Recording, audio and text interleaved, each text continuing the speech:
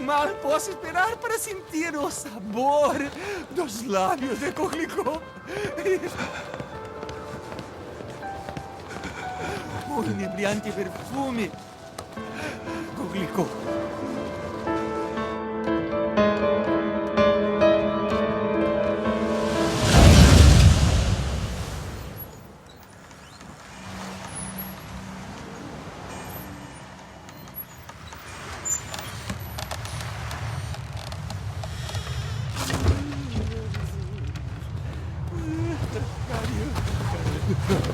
Vou encontrar.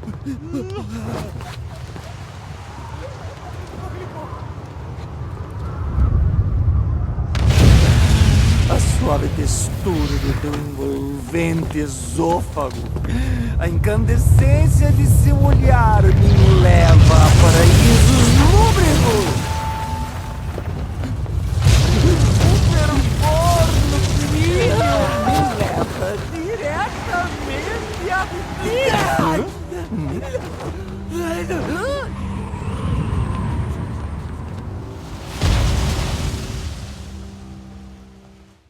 Além das diferenças que em potencial de cada linguagem, digamos assim, o uso da animação, o uso de técnicas de documentário, da ficção, cada projeto tem um caminho próprio, né? Tem uma forma de se construir. Então eu queria saber como é que começou esse projeto, como é que se deu o teu envolvimento. Eu sei que tu já tem uma participação, uma colaboração criativa lá com o Otto Gerhard em alguns projetos. Se tu pudesse falar um pouco como surgiu isso, até situar talvez o espetáculo, né, que deu origem, que inspira um pouco o filme. Bom, aproveitando a tua pergunta, eu queria começar por uma parte, pode soar meio estranho, mas já gostei muito de uma coisa, de um território que tu demarcou, assim, falando da animação como linguagem, né? Tu falou da animação como linguagem, colocando ao lado do documentário e da ficção, ou da ação ao vivo. E isso é uma confusão muito recorrente, assim, até nos meios mais especializados, digamos, às vezes em festivais ou em editais, perguntam o gênero do filme. E a animação não é um gênero, a animação é uma linguagem. A animação comporta qualquer gênero, como provam os japoneses, e como a gente no Brasil ainda tem muita dificuldade de provar, né? Que existem gêneros adultos, que tu pode fazer erotismo em animação, horror em animação, comédia. Normalmente se espera, e esse é o lado meio... Como tudo tem o lado bom e o lado ruim, né? O Disney foi um cara que revolucionou do ponto de vista técnico e a animação, né? No momento de uma lacuna assim da animação, como da possibilidade da animação como indústria, né? O Disney ele foi um cara que ele se colocou de fora, ele entendeu o que precisava para a animação funcionar e rivalizar com Hollywood como indústria. E de fato ele ajudou isso a acontecer. Mas ao mesmo tempo ele sedimentou, ele cristalizou a ideia no imaginário das pessoas de que a animação é para criança, são histórias inofensivas, bonitas, edificantes. E não necessariamente, né? A animação não...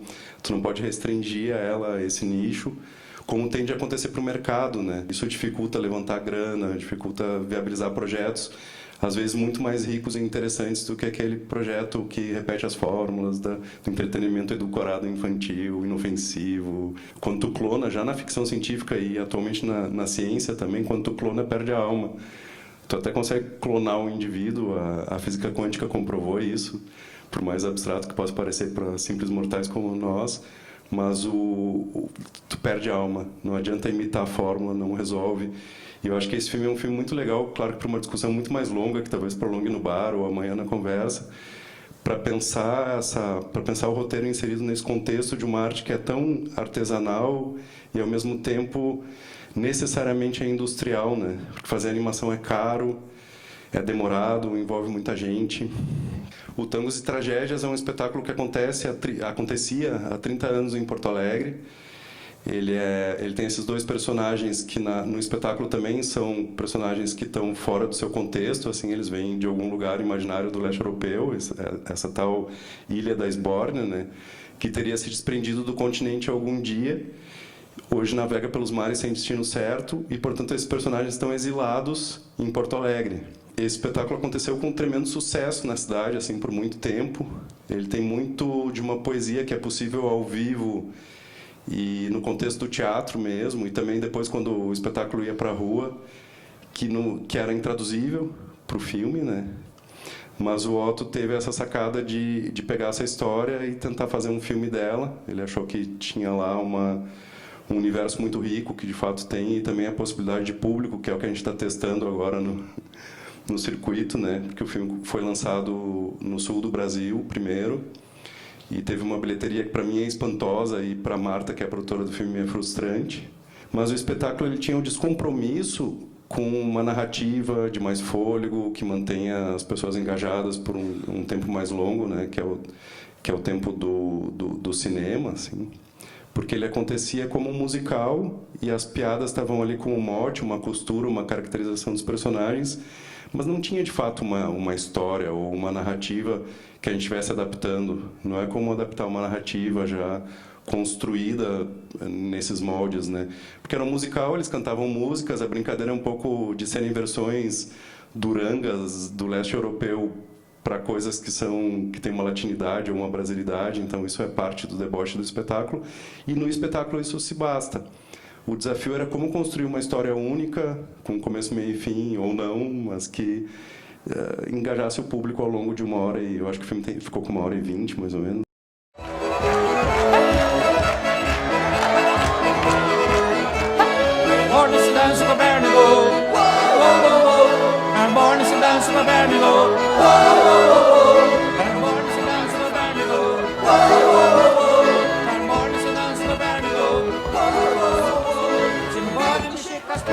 Você não pode mexer com as mãos, você não pode mexer com as pernas, você não pode mexer com as pernas. O que tem pra beber aqui? Amor, se dança com o Bernigo. Amor, se dança com o Bernigo. Amor, se dança com o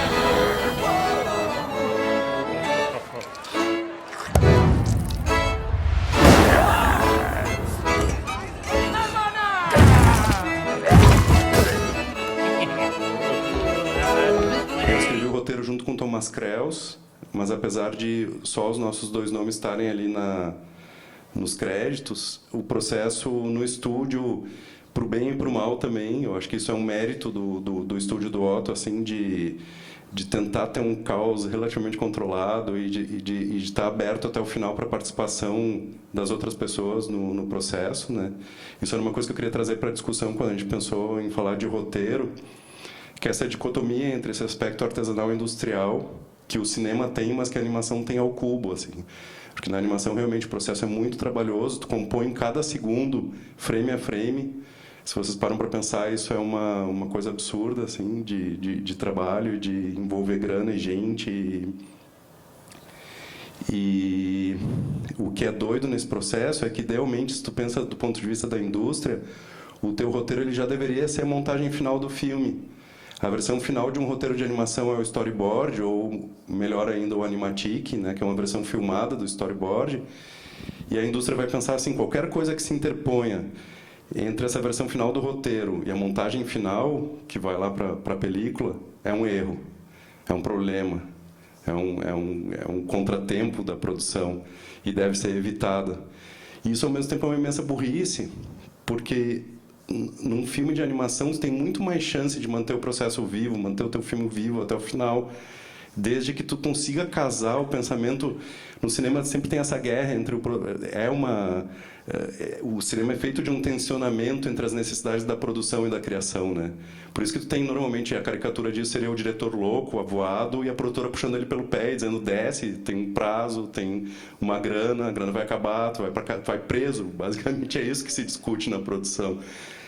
Ao mesmo tempo, se a produção e a direção, se as instâncias de criação e de execução dessa obra estão bem afinadas, azeitadas, têm um entendimento e têm uma compreensão disso, tu pode manter o processo. Esse filme levou uns 10 anos desde a concepção, né? Então, em tese, a gente poderia amadurecer esse filme por 10 anos. A gente poderia continuar, a gente poderia envolver cada pessoa que entra na equipe para participar como aconteceu. na minha opinião de roteirista, pro bem e pro mal, né? Tem coisas que eu não sinto contempladas no filme, das quais eu gostava muito, mas tem acréscimos que eu acho muito ricos e interessantes. Isso é perdas e ganhos do processo, né?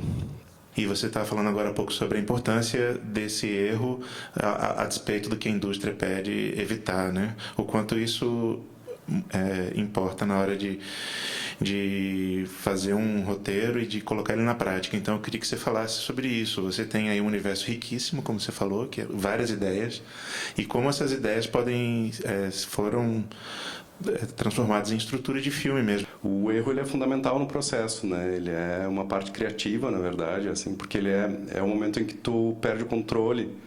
E eu cada vez mais nesses processos, inclusive com o estúdio, eu tento a ideia ideal, que é muito difícil de ter isso na realidade, assim, é de um caos controlado, né? De ter a possibilidade de ter um processo que é caótico, que é inventivo, que é perturbado, demencial até o final, mas dentro de um limite que não vai te levar à cadeia, como eu brinquei antes, né? Que tu não vai fazer um filme só ao longo da vida, ou que tu não vai dever mundos e fundos e tal, né?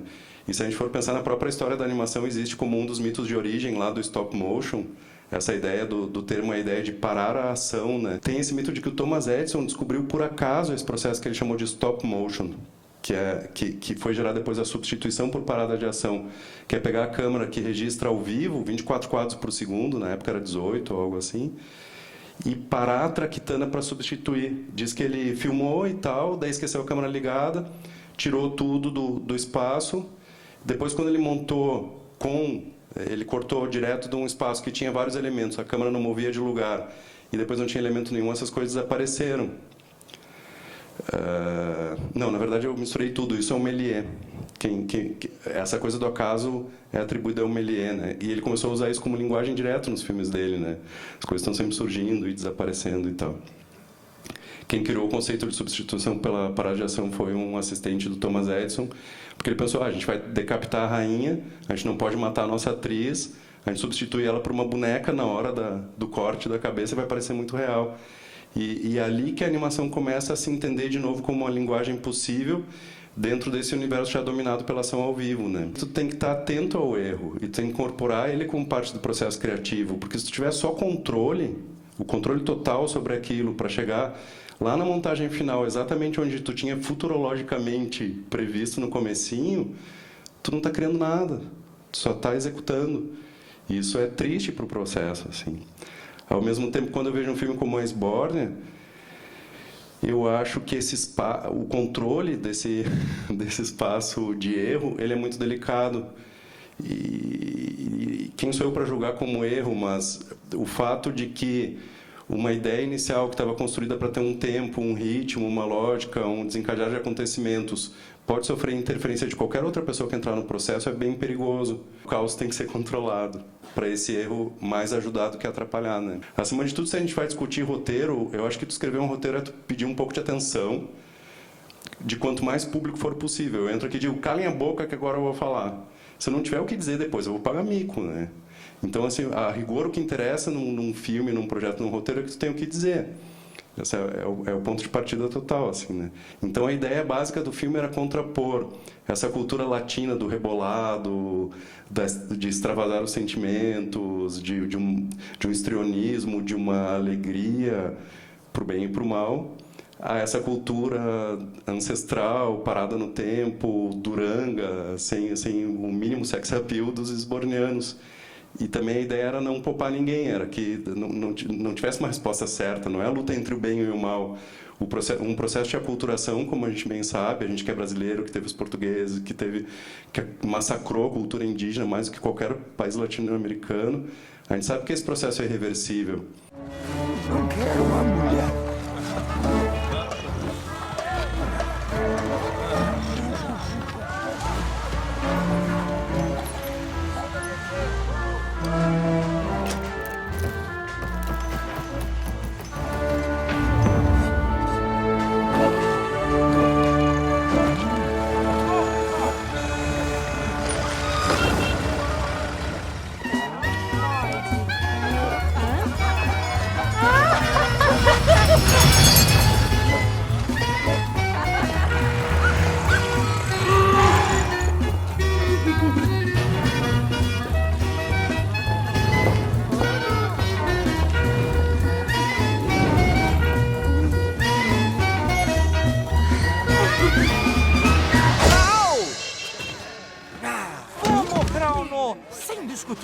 Já estamos atrasados pra festa.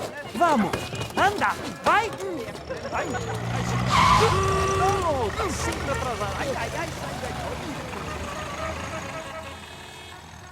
Se eu fosse pegar uma imagem que tenha sido mote para construir a narrativa, é a imagem do índio recebendo o espelho e dando toda a sua existência em troca, né, deslumbrado com aquilo.